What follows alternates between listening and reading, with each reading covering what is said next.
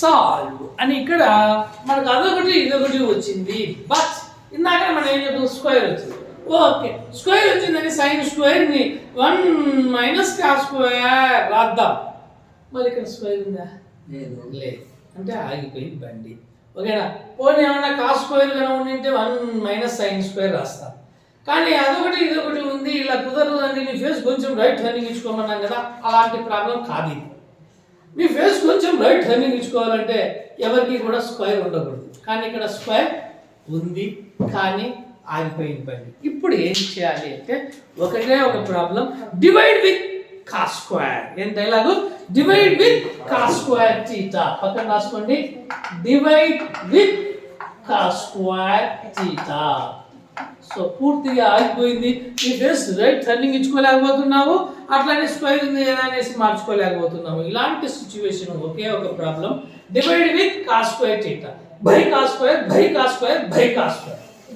1 by cos square plus sine square by cos square is equals to 3 sine theta cos theta by cos square.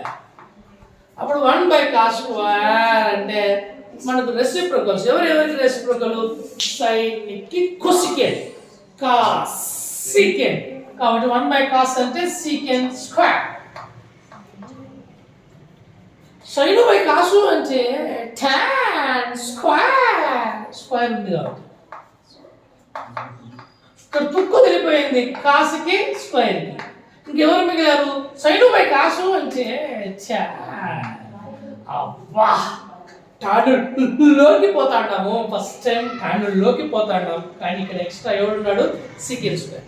సీకెంట్కు టాన్కు ఉన్న సంబంధం ఏంటి? భార్య భర్తల సంబంధం. ఏంటది?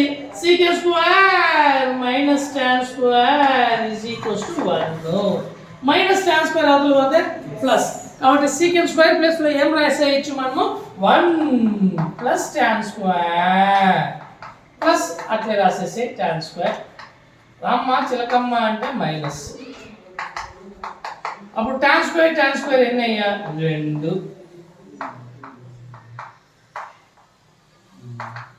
పాపం చిన్న పిల్లోడు 1. ఈ విధంగా వస్తే ఏమొచ్చేస్తామే? Factors 2 1s are 2 2 factors 2 1s minus minus minus minus plus -2 -1 minus.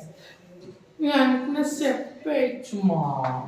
tan θ equals -2 అవతల పోతే +2, -1 అవతల పోతే +1. అంతేనా? స్టార్టింగ్ లో నంబర్ ఏదైనా ఉంటే ఏం చేయాలా? బయ్యి బయ్యి అనాలి. ఏమనాలా? బయ్యి బయ్యి అనాలి. tan θ is equals to 1. మరి 1 యాడ్ ఉంటావయ్యా అంటే 2 క్యాన్సిల్ కాబట్టి 1 tan 5.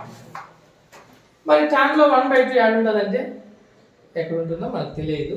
ఖచ్చితంగా ఉంటుంది, బట్ ఏ యాంగిల్ అనేది తెలియదు. కాబట్టి వదిలేద్దాం.